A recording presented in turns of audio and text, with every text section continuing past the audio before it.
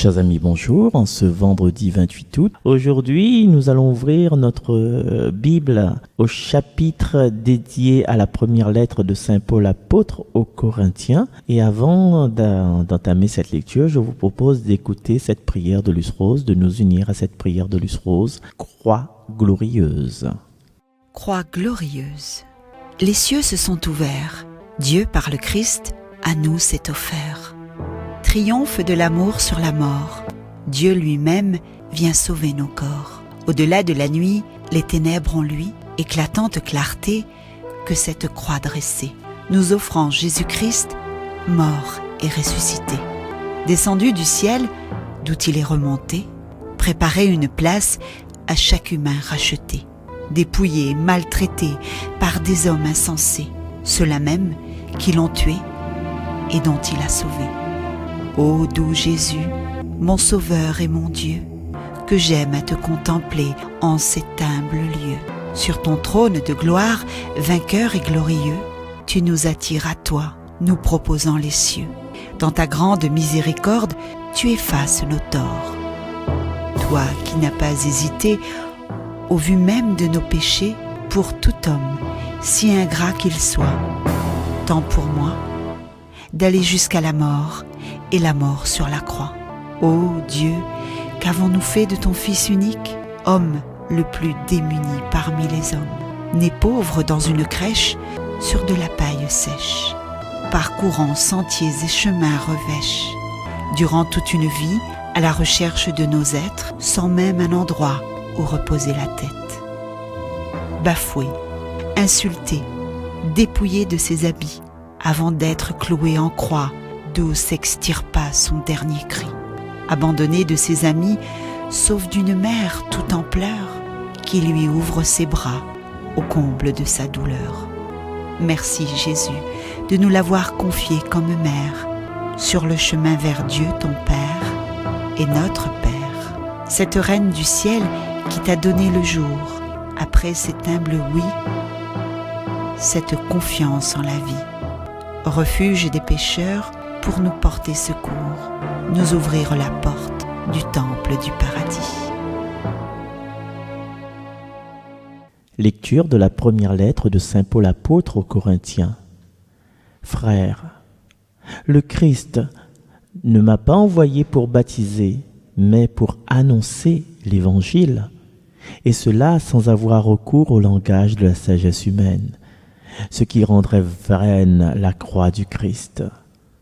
Car le langage de la croix est folie pour ceux qui vont à leur perte, mais pour ceux qui vont vers leur salut, pour nous, il est puissance de Dieu.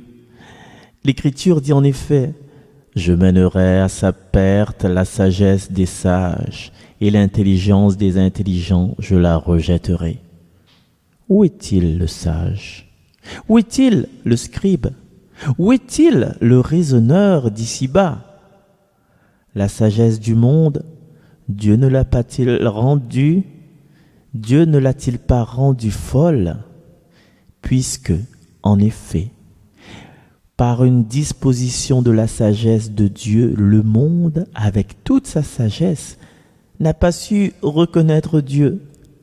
Il a plu à Dieu de sauver les croyants par cette folie qu'est la proclamation de l'Évangile.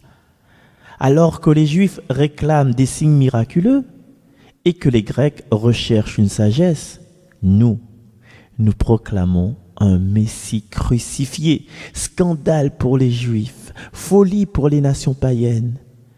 Mais pour ceux que Dieu appelle, qu'ils soient Juifs ou Grecs, ce Messie, ce Christ est puissance de Dieu et sagesse de Dieu.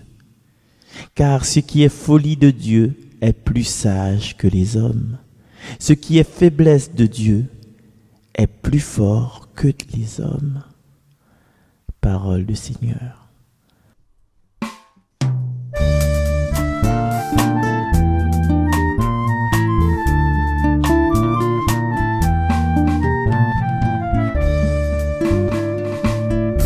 Sainte Mère de Dieu, Sainte Mère des âmes, Marie, reine des cieux, en toi Jésus se donne, lui l'enfant de lumière, du ciel et de la terre. En toi Vierge bénie, il a mis toute sa vie. En ton cœur radieux, le Seigneur s'abandonne, son sang si précieux, c'est toi qui le lui donnes, lui le béni du Père, pour l'amour de ses frères, de sa mère chérie, il a fait son paradis. Je vous salue Marie, Marie pleine de grâce. Je vous salue Marie, je vous salue Marie. Le Seigneur est avec vous. Oui, vous êtes bénie entre toutes les femmes. Je vous salue Marie, je vous salue Marie. Jésus, votre fruit est béni. Comme la fleur des champs qui ouvre ses pétales, ton amour de maman en tes enfants s'étale. Fontaine de lumière, en nos cœurs tu éclaires, du feu d'amour de Dieu, si pur et si merveilleux. Tu es le doux printemps, en toi brille la flamme d'un bonheur éclatant qui embaume les âmes. Marie qui nous est chère, Marie perle du Père, en toi l'esprit de feu rayonne et nous rend heureux. Je vous salue Marie, Marie pleine de grâce. Je vous salue Marie, je vous salue Marie. Le Seigneur est avec vous.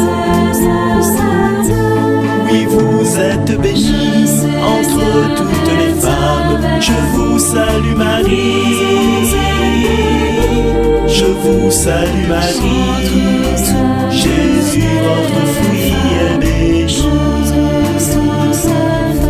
Je vous salue Marie, Marie pleine de grâce. Je vous salue Marie, je vous salue Marie. Le Seigneur est avec vous. Oui, vous êtes bénie entre toutes les femmes. Je vous salue Marie, je vous salue Marie. Jésus, votre fruit est béni.